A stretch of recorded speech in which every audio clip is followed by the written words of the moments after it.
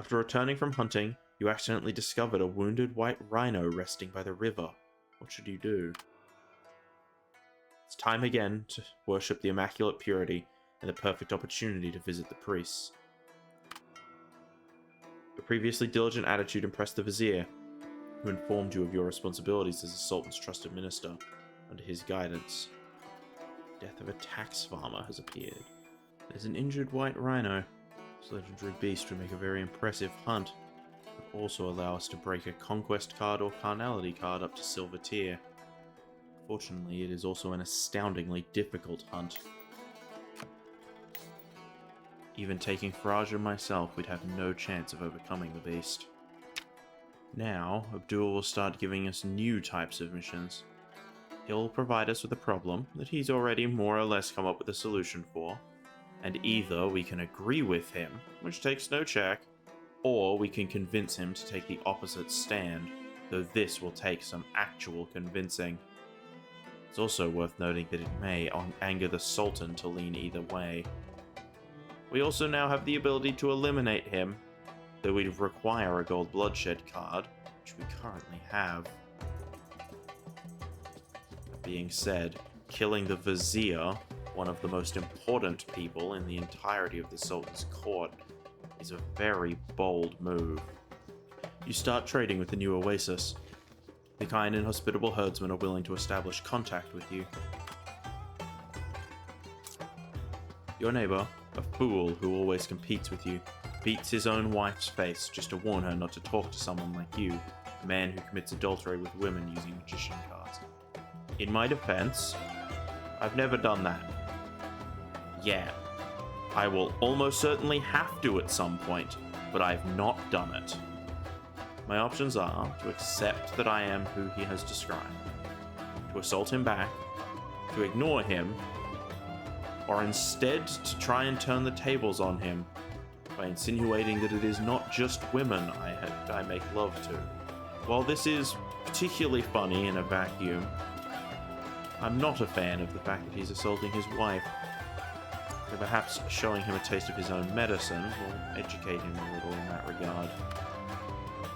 Just as you knock on his door, he jumps out the back window, breaking a leg and wetting his pants. This makes you lose interest in tormenting him further. His matter ends here. You informed the guard of the Sultan's forgiveness of the prisoner.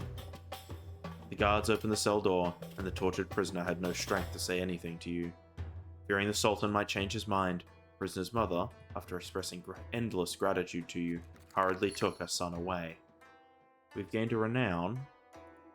The case has gone from a stone card to a silver card, and likely returned to service in the Sultan's court.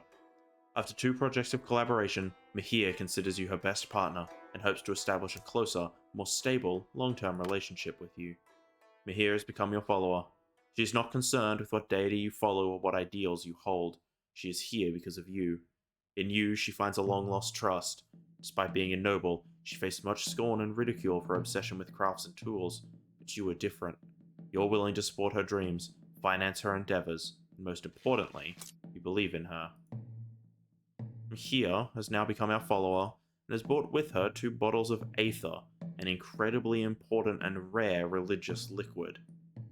On the holy day of worship, sacred waters cascade over polished temple stones, flowing past the bare feet and prostrate hands of the faithful. The priests of the purest stand within the temple's depths, among soaring white pillars, beneath the azure canopy of heaven and purifying sunlight, their gold-dusted skin shimmering with subtle radiance. Iman serves as high priest of the purest order, yet surprisingly bears a countenance lacking compassion, cold, even detached. He accepts the Sultan card you present, closes his eyes in prolonged silence, then shakes his head. I cannot destroy this. Returning the card, he meticulously cleanses his fingers with spring water dripping from the columns, as though contaminated by utter filth. If you seek blessing or confession, I stand ready to assist. His tone remains formal, yet his gaze holds such profound tranquility that you cannot determine whether his reluctance stems from a lack of incentive or genuine inability. We've gained a little insight. We've begun the path of purity. After each viewing, Lumera cannot recall what she's witnessed. We gain some insight, and Lumera gains a little survival skill. Mera is thoughtful. Zaki has gained some fitness techniques. Oh. Rest for 30 breaths, then continue with the next set of movements. Your notoriety is spread among people, attracting followers. You can now construct a guest house.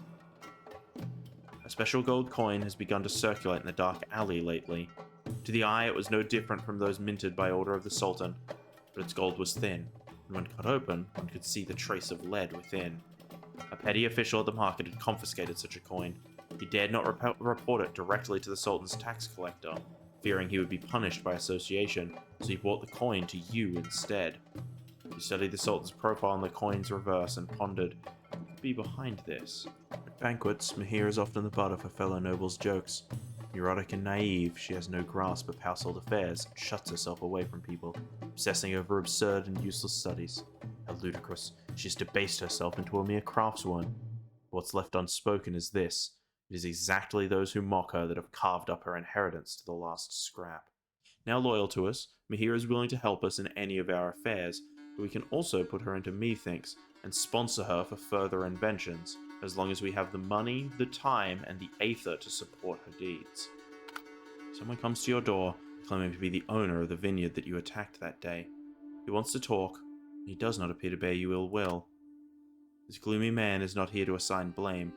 He introduces himself as the brother of Lady Fortuna's late husband. With her husband's sudden passing, the widow has inherited a fortune. Those properties, right, they shouldn't belong to her. He fidgets with the ring on his thumb while giving you a meaningful look. He proposes collaboration, using Fortuna's trust in you to lure her out and kidnap her. Afterwards, you would receive half the property, an exceedingly generous reward. Greed flares up in your mind. The man narrows his eyes, pleased, sets a small vial of sleeping draught upon your table. A simple thing for you, isn't it? He coos. She trusts you. And she does. Fortuna trusts you. Oh, how she trusts you. Your conscience stirs uncomfortably. Well, it appears we've been given a free sleeping draft, because I'm definitely not going to be drugging Fortuna. Although you are still hesitating, this hesitation has already betrayed you to the owner of the winery. He smiles and leaves you the drugs, believing you will make a wiser and more beneficial choice. But will you? Will you betray Fortuna? Of course I won't. Find Fortuna and inform the poor woman about the plot. Thank you for telling me this. Fortuna presses her lips together and sighs slowly. She actually knows the intentions of the winery owner. The man covets her and her wealth. Fortuna despises him, hates him. Taking a deep breath, she looks straight into your eyes and resolutely says, Can you kill him for me? Her tone is calm and restrained, unwilling to show any hint of cowardice, unwilling to pay more than whatever he promised you. You agree to her request. Now it's just a matter of waiting for the right time. With your notoriety spreading through the capital, visitors to your home are no longer restricted to nobles. Snake-summoning magicians, muscle-flexing barbarians, purple-faced monks, thieves, smugglers. Of course, none of them could win Maggie's affection. She always worried about home theft, or felt these people eyed her with malice. Know this, Maggie isn't a timid woman. If you don't handle these matters, Maggie may handle them herself. You try to comfort your wife. They respect me because of you. You tell Maggie that these people, though suspicious, unhygienic, and poor in fashion, are each more kind-hearted than the well-dressed courtiers at the Sultan's court. More importantly, Maggie is the most beautiful, most benevolent, and most noble woman they have ever seen in their lives. These people, like adventurers in stories, respect the Lord's wife and are willing to work for you. Hearing this, Maggie laughed heartily, warning you not to think she hadn't read those romance novels which detailed affairs and relationships between the Lord's wife and other men. But you're not really worried. After all, you're the only man in this household who regularly bathes. A plainly dressed man angrily blocks your path. You remember him as the young prisoner you rescued from jail for speaking against the Sultan. During this time out of prison, he has figured out the current situation. You've become the player of the Sultan's game.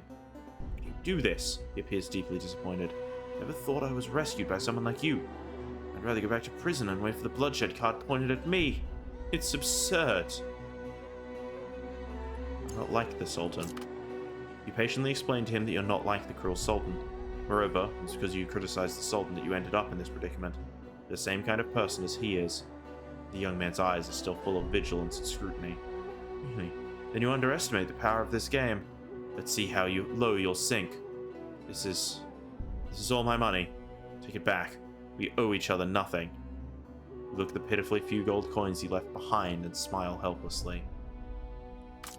Paid us about a third of what we paid to have him freed. Ziad is at the bookstore today. Ziad works diligently and meticulously. Driven by the abundant energy and vigor of youth, he is always trying to understand the causes of the tax anomalies and how to rectify them, rather than, like a seasoned tax collector, manipulating numbers to produce a pleasing report. He's also starting as neutral to us. He'd still be a useful friend to have. A Sultan's tax farmer was assassinated for overly aggressive tax policies, involving local and royal conflict, possibly inciting large-scale rebellion. Be careful in how you handle it. We'll try to persuade the Vizier to see things our way. You remind the Vizier. This might be an excuse for local nobles to strengthen their private armies, rather use a mild strategy to resolve these conflicts. If we gain one renown, there's a bit of a budget deficit, we've gained the approval of the commoners. And then, we solve our bloodshed card. In the astonished gaze of the Vizier, you see relief. Is this the truth behind inviting you to work together? He knows that one day you'll draw a golden bloodshed card, and you'll use it on the most detestable elder. Now he lies peacefully in a pool of blood, leaving all the remnants of this empire, mainly pressure and excrement, to you. The Sultan, upon hearing the news, chuckles lightly, not with carnality's abandon, with a rare surprise of being freed from trouble.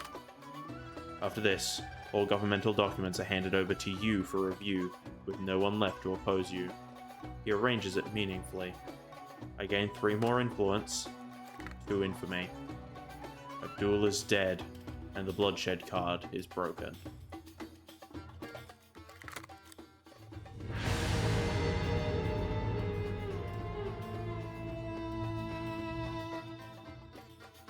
Ever since you got involved in the Sultan's game, Maggie began hosting tea parties for noble women at home.